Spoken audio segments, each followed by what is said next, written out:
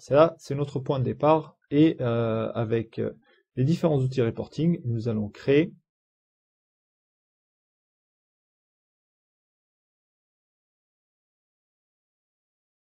donc là, juste pour vous expliquer le contexte, nous avons en fait des magasins, plusieurs magasins à gérer, et nous avons aussi des informations liées aux clients de ces magasins, en fonction de la distance. Donc par exemple pour le magasin numéro 100, on a les distances de 0 à 3 miles, de 3 à 6 miles, de 6 à 9 miles, et à droite, les clients classés en fonction par exemple de leur revenu médian, de la médiane de leur revenu, de la médiane de la valeur de leur maison, et le nombre de clients, et la distance moyenne.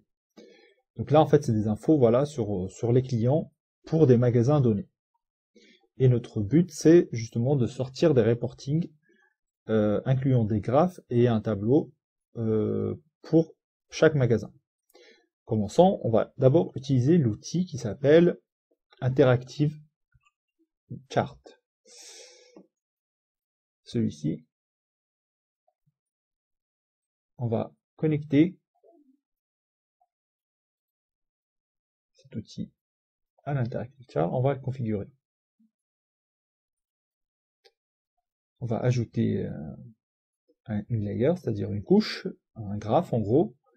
On va appeler ça médiane, ou plutôt income median, ou median income.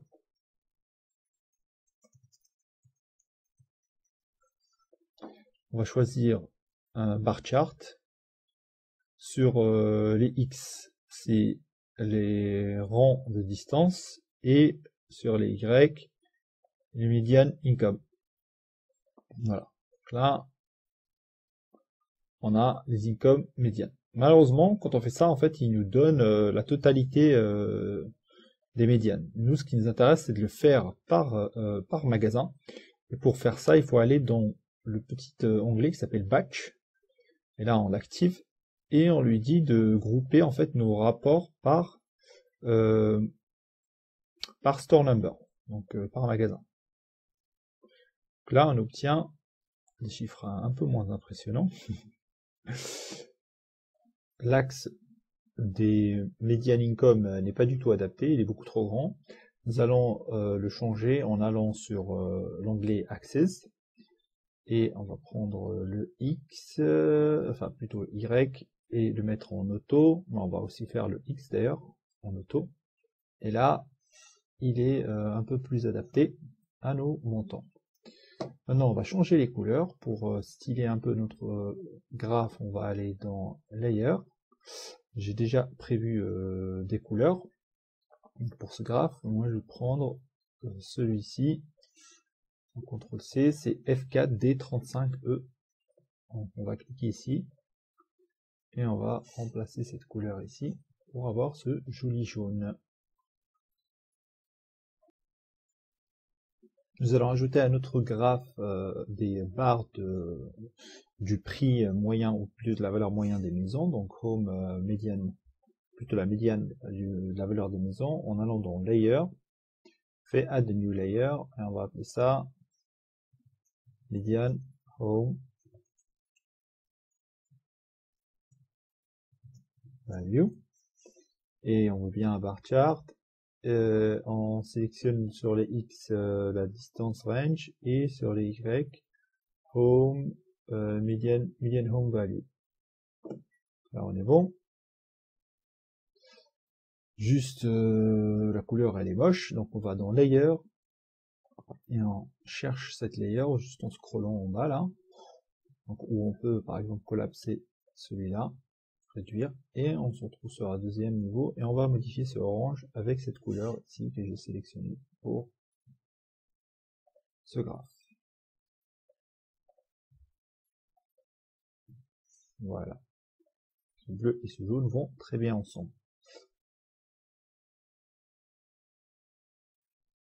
Il reste un dernier petit truc que j'aimerais bien arranger, c'est enlever ce 100 ici qui représente le nom du magasin en fait pour lequel on affiche le graphe, on n'a pas vraiment besoin vu que tout le reporting va être par magasin. Donc pour ça, on va dans Batch et c'est ici qu'on a Custom Title for Batch Charts, qu'on a ce titre en fait. Ici, automatiquement, il prend la valeur qu'il y a dans Store Number, le champ Store Number. Et nous, on met rien à la place, on va mettre des quotes comme ça, des single quotes. Là, normalement, à l'affichage, ça devrait pas les afficher, donc on va tester ça en renom. On va mettre un browse. Pour les outils reporting, il faut mettre un browse en fait pour visualiser les résultats. Je vais vous montrer à quoi ça ressemble sans browse. Sans browse, en fait, on se retrouve avec une table comme ça dans la preview qui est pas vraiment utile. Et quand on clique sur le browse, là, on a le vrai résultat qui va s'afficher. Effectivement, donc on a notre graphe sans titre. Voilà, ça me convient. On va poursuivre. Maintenant, on veut créer un tableau pour ajouter à ce graphe pour créer notre reporting. Donc on va dans reporting et on cherche table. On vient, on le connecte à cette partie du workflow. Et comme pour le graphe, on veut créer une table par store number. Donc c'est ici qu'on choisit dans la partie group by, en fait, en lui disant store group by store number, il va nous créer une table par store number. On a le choix entre des tables basiques ou pivot table. Donc là, on va créer une table basique. Elle doit faire toute la largeur de la feuille. Et on va pas prendre toutes les colonnes. On n'a pas besoin des 3 dernières colonnes. On a juste besoin du numéro du magasin, distance, le médiane et le nombre de customers. Ouais, ça me va. On lance ça pour voir à quoi ça ressemble en mettant bien sûr un browse. On met pas plus de configuration. Là, ça nous donne voilà, des tables qui sont pas mal, mais on va bien changer la couleur pour avoir quelque chose de plus joli. Pour améliorer un peu l'esthétique là, on va changer la couleur des titres et on va changer cette alternance de couleur, on va tout mettre en blanc. Je pense que c'est déjà pas mal. On va donc dans Table, on clique sur Default Table Settings, ici on va qu'on peut changer le style. Donc déjà, le background color et alternate color, c'est ici qu'en fait qu'on change l'alternance de couleur. Non, on veut que tout soit blanc. On prend l'alternance de couleur, on la met en blanc. Avant c'était gris. Donc maintenant les deux, chaque ligne va être blanche. Header, on va changer la couleur. Ici, on va mettre du bleu, un bleu foncé, quelque chose comme ça, ou celui-là plutôt. Là, ok. On run et on regarde à quoi ça ressemble. Avec le tableau table, on est obligé de runner pour voir le résultat. C'est déjà mieux, mais on voit pas les titres, donc là on va les mettre en blanc.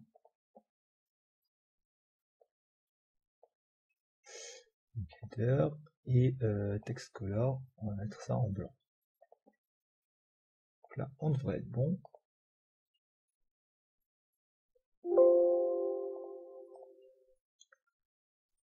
C'est beaucoup mieux, je trouve.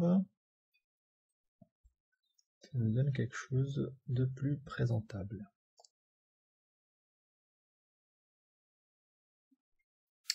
Nous avons donc les deux parties de notre reporting, d'une part notre tableau, ou plutôt nos tableaux par magasin, et d'autre part nos graphes. Là, on veut les assembler ensemble par numéro de magasin. Pour ce faire, on va faire une jointure. On peut faire ça avec des graphiques et des tableaux. En prenant l'outil Join, là, on les connecte au graphe et au tableau. Et on choisit Store Number comme clé de jointure. Et là, on va juste enlever le store number la deuxième fois parce qu'il est redondant pour la partie qui vient du write. Et maintenant, en fait, vu qu'on a les deux parties du reporting, sur Alteryx, pour, on va dire, créer un reporting, nous avons besoin d'accorder ou d'agencer les différentes parties du reporting, et on utilise pour ça l'outil qui s'appelle Layout. Mais il faut d'abord en fait réunir les différentes parties de votre reporting avant de faire le layout. Donc c'est pour ça que nous avons fait cette jointure. Donc là on prend le layout et on le met sur la jointure. Et, on commence à configurer l'outil layout. Donc là on reste sur layout mode each individual record. On ne coche pas ça. On veut que les rapports soient l'un au-dessus de l'autre, ou plutôt le graphe soit au-dessus de la table. Là on est en vertical du coup. On peut mettre peut-être à 90% de la feuille. La hauteur on garde en automatique. Et on sépare les deux graphes en blanc, toujours plus propre. Ça au hasard, 10 pixels juste pour voir. Et voilà, pour l'instant je pense que ça me va comme arrangement. En fait, ce qu'on vient de faire là, c'est de mettre le graphe au-dessus de la table. On va voir ce que ça nous donne en mettant un browse et en cliquant sur One.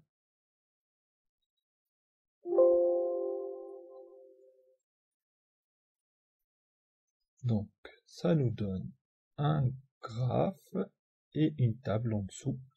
Graphe et une table en dessous. Bon, le graphe il est un peu disproportionné, je trouve, il est beaucoup trop gros comparé à la table. Donc ce serait bien peut-être de réduire la taille du graphe. Pour ce faire, plusieurs méthodes, mais on va revenir vers le graphe, c'est mieux pour le reconfigurer. Et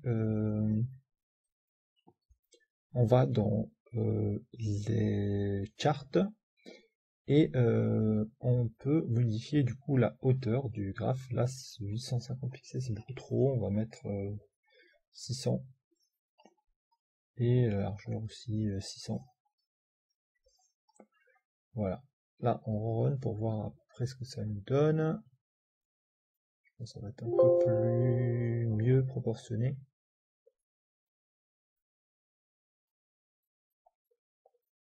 Ça nous donne quelque chose comme ça. Oui, d'accord, c'est pas mal, je trouve.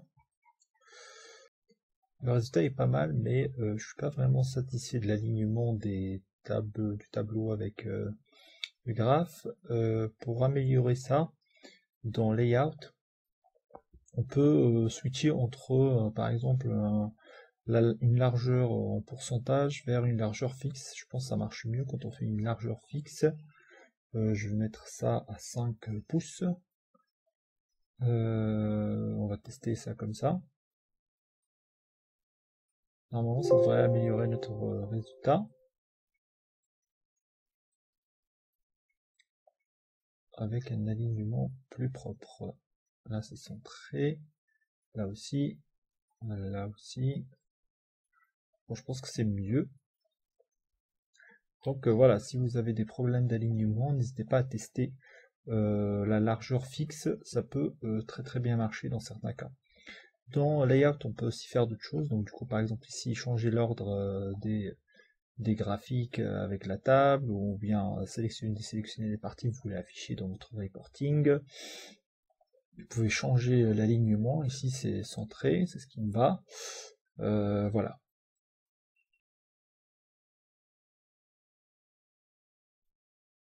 Nous avons quasiment terminé la création de reporting. Nous avons juste besoin, pour que ça soit plus parlant, de mettre un titre au-dessus de tout ça, donc au-dessus de chaque reporting, peut-être aussi un petit logo.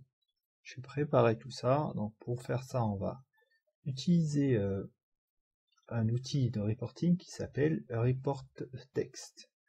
C'est un outil en fait qui vous permet de mettre du texte en brut directement dans votre rapport. Vous pouvez utiliser pour ça, par exemple, si vous voulez mettre une adresse ou quelque chose comme ça. Donc, moi, je vais l'utiliser pour un titre.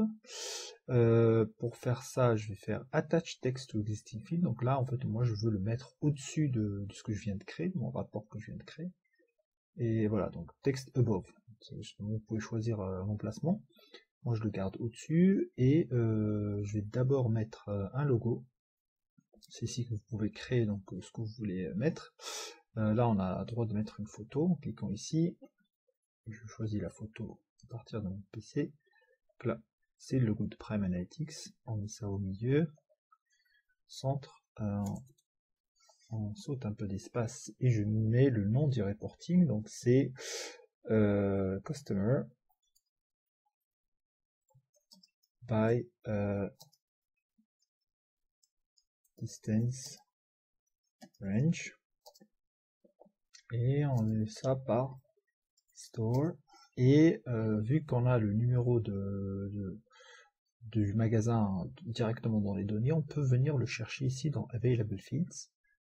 Et ça va être quelque chose de variable en fait. Donc il va se mettre à jour, c'est une variable qui va se mettre à jour en fonction de chaque reporting et afficher le numéro du magasin pour chaque reporting. Donc là, on va sélectionner tout ça et mettre ça en gras. Et on va changer la couleur du texte en mettant ça avec un rose qui ressemble un peu au rose de Prime Analytics, un truc comme ça par exemple. Violet. Un peu trop flashy. Ah. Ok. On fait runner pour voir ce que ça donne. Donc, ça nous donne ça.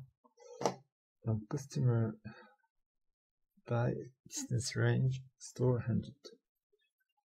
Ok, c'est pas mal.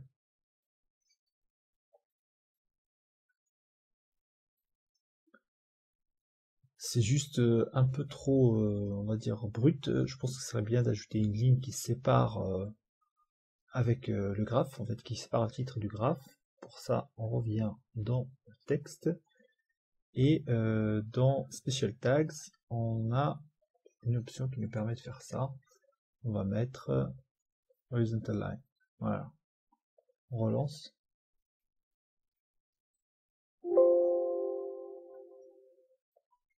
Et ça nous donne quelque chose de mieux. Ok. Ça me va.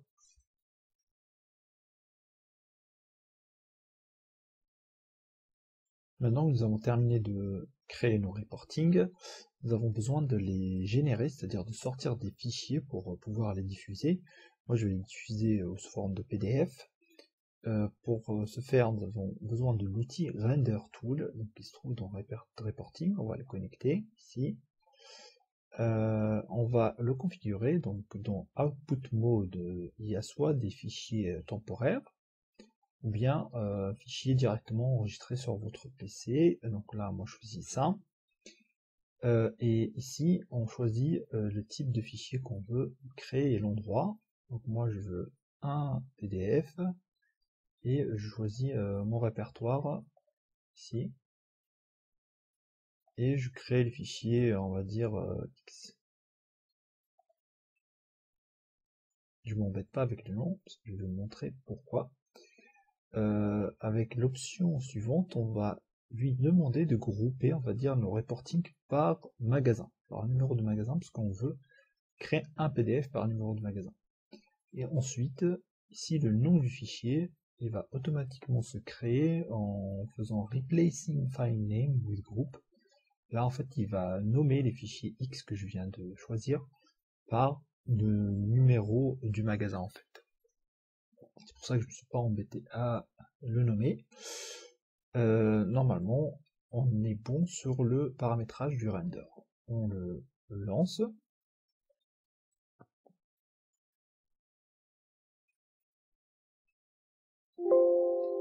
Pour voir le résultat dans Alteryx, on clique sur le Canva et là on voit la liste des fichiers créés. Donc là, je pense que je me suis trompé, j'ai mis append. Ok, on va mettre replace file name. et je pense que là ça va marcher. Voilà, Alteryx m'a créé plusieurs fichiers. On va en ouvrir un au hasard, un des PDF, celui-là, le magasin 105. Voilà, ça a fonctionné. Bon, le rendu est pas top parce que le reporting n'est pas centré. Ça peut arriver parce que on va dire la fonction reporting d'Alteryx n'est pas encore on va dire très très fiable, mais on peut arranger ça en revenant dans le layout. Moi j'ai fait quelque chose de fixe tout à l'heure, on va changer ça, on va tester autre chose. On va choisir une autre orientation, c'est-à-dire verticale avec des coupures. Et on va mettre de l'automatique, je pense que ça devrait marcher. Si vous avez des problèmes d'alignement, donc voilà, en fait, il ne faut pas hésiter à jouer avec cette partie layout configuration. Vous allez sûrement, on va dire, de manière incrémentale, trouver une solution à votre problème. On va relancer ça pour voir ce que ça donne.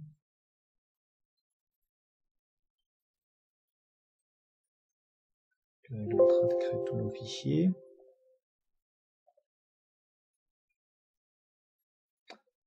Voilà, c'est beaucoup mieux, c'est centré, on en ouvre un autre pour voir.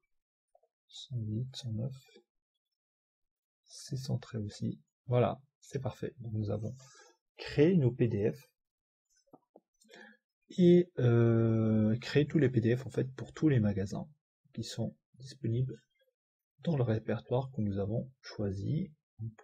Ici, voilà, j'ai tous mes reportings qu'on peut après diffuser par email.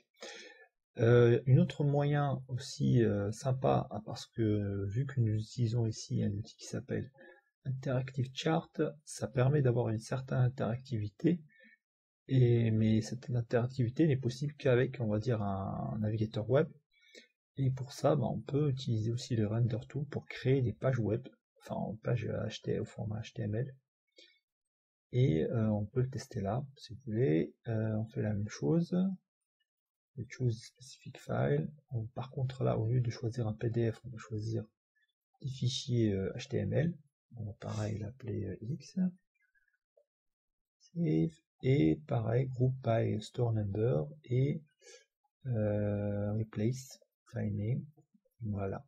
On va créer ces pages web pour voir ce que ça donne et comment on peut visualiser ce reporting différemment. J'ai laissé le PDF ouvert, donc il n'a pas réussi à sauvegarder le PDF. Il a réussi à me créer mes pages HTML, donc j'en regarde une.